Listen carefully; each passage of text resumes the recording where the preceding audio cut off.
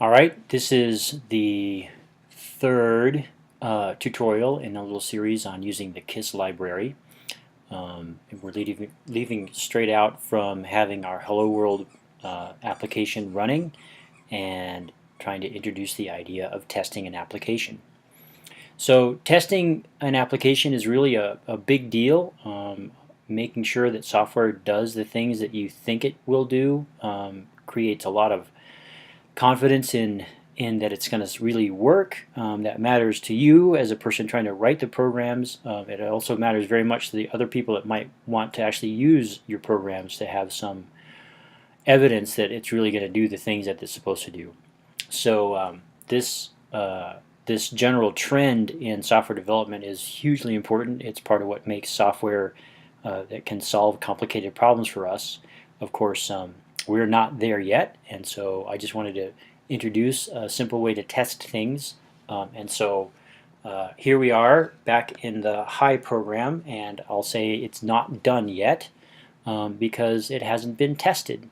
So I'll say this is the way a lot of beginning developers test it, and that is they write a program and then they click run and then check to see if the thing you see is the thing that you expect.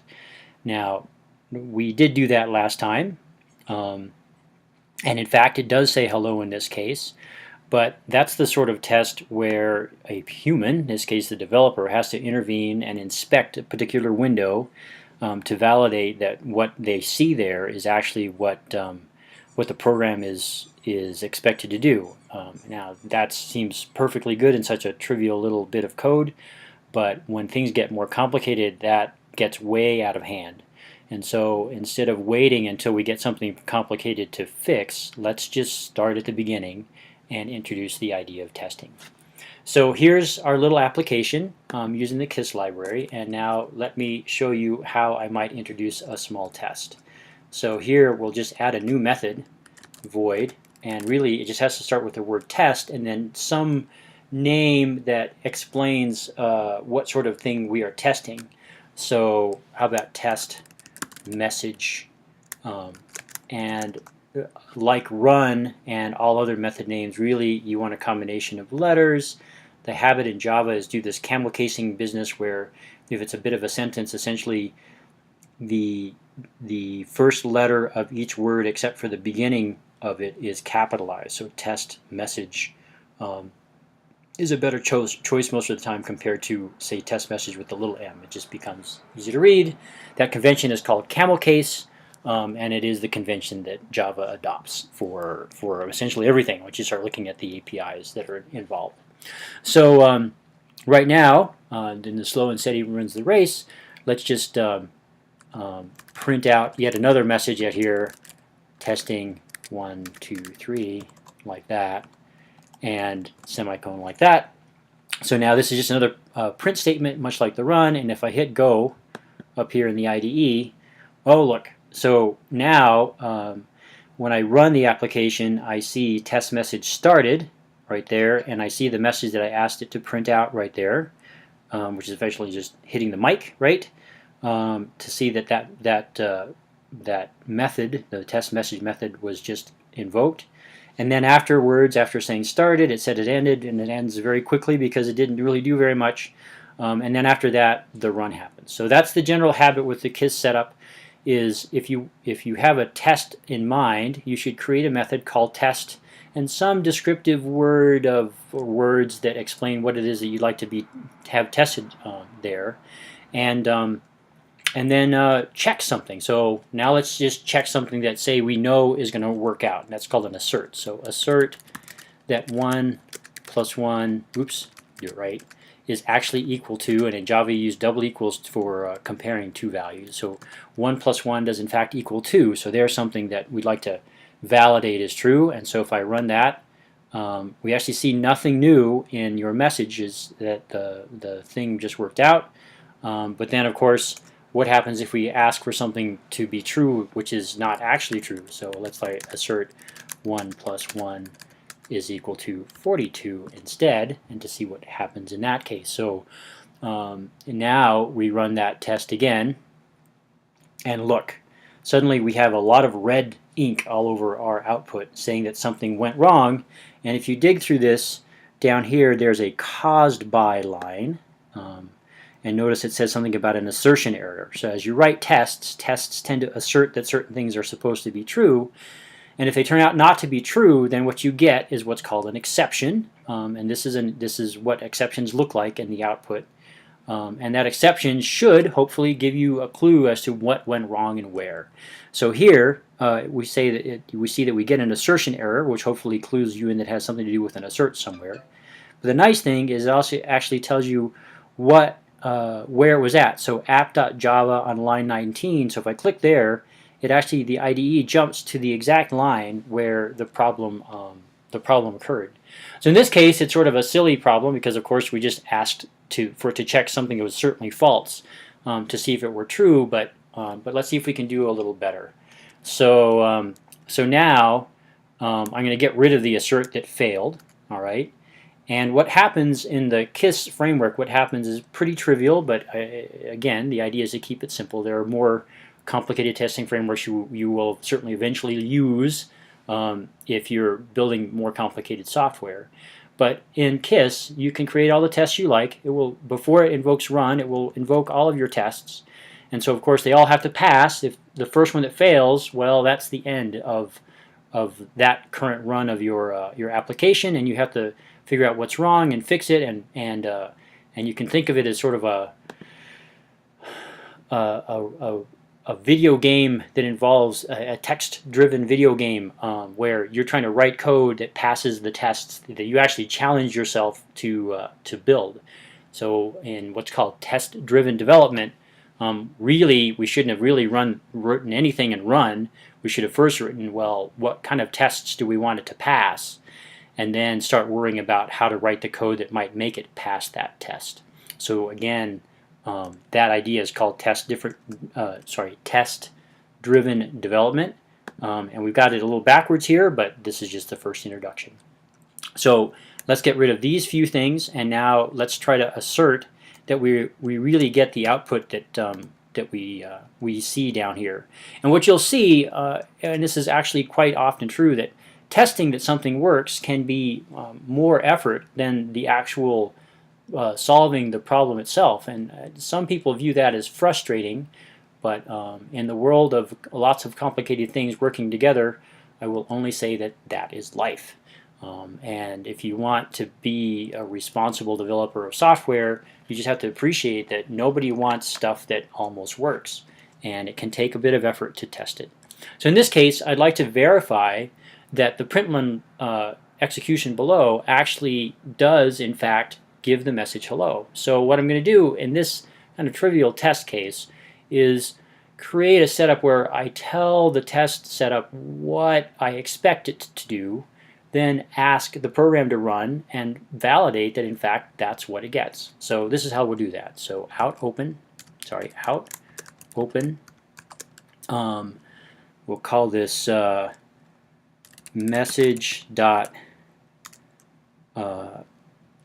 verify.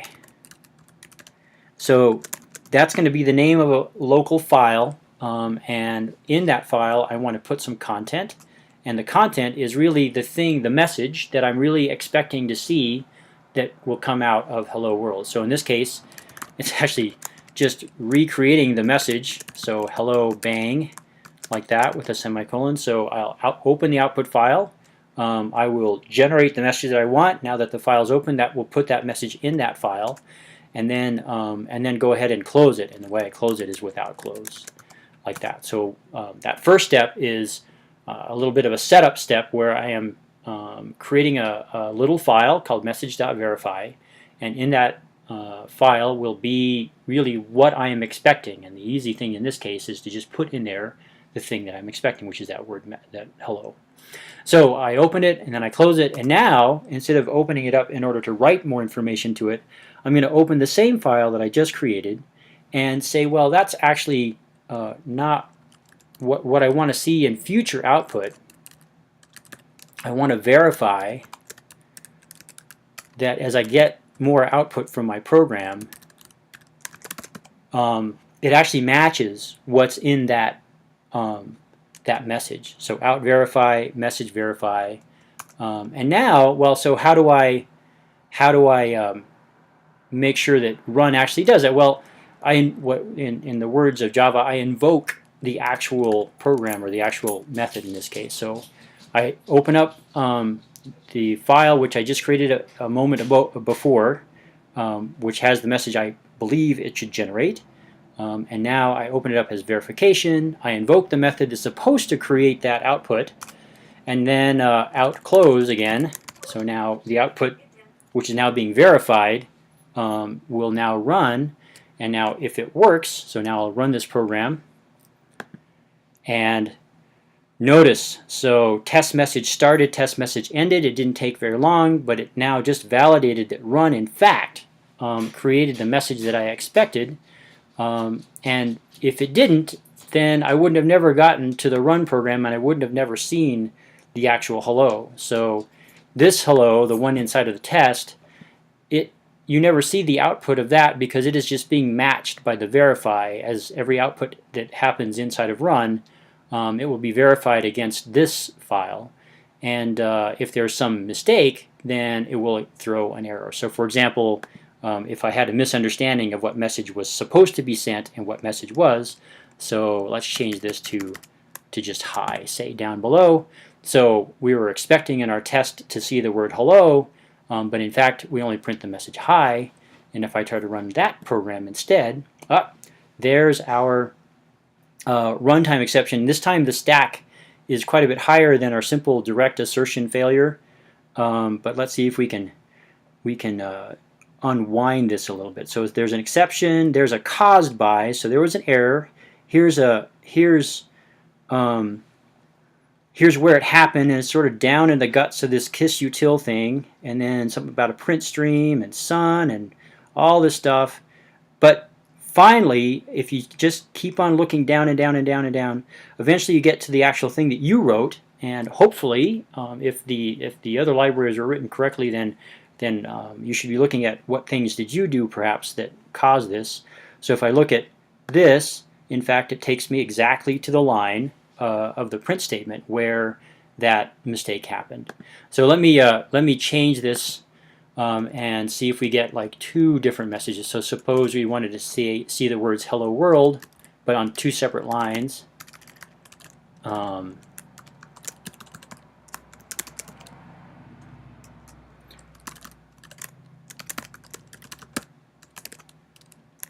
Like that, and then down here instead we println hello, just like we were expecting up above, but for some reason this was written in a future we do not know yet, and Mars, say. So this was actually written on a different planet, and the world that they are at is just different from our world. So, oh, and sorry, let's get rid of that extra message there. And that is a common mistake. You do have to worry that tests are as hard to write as writing the solutions to them, and you have to kind of make sure that your tests that you're writing actually match up to the ones that you're running. But right now there is an intentional error, so they both say hello, and then there's a hello Mars. And so if we run this again, still we have the error. And again, the first time the error starts to shoot back to the code that we've been writing is in sap.run. Click on that. Oh, look, not the first one because that actually matched up. But at the second line, the Mars didn't actually match that one. Now, who's right? Well, assuming that the testers were the ones that were trying to build everything first, that it was actually written as an example of what run was supposed to do. We can look at the test. We actually know which test was running because if we go up the top, we see which one and when it started. So test message started. So it was this test that failed. On what line of our code did it fail at? And now we look through this thing and, oh, look, it was supposed to apparently print out hello world. It did not verify that. And a way to repair that, of course, is to have it print out the right message. So world, like that, with the semicolon. Okay. So now we have it all corrected, I hope, and we verify again. Oh, what did we miss? Println.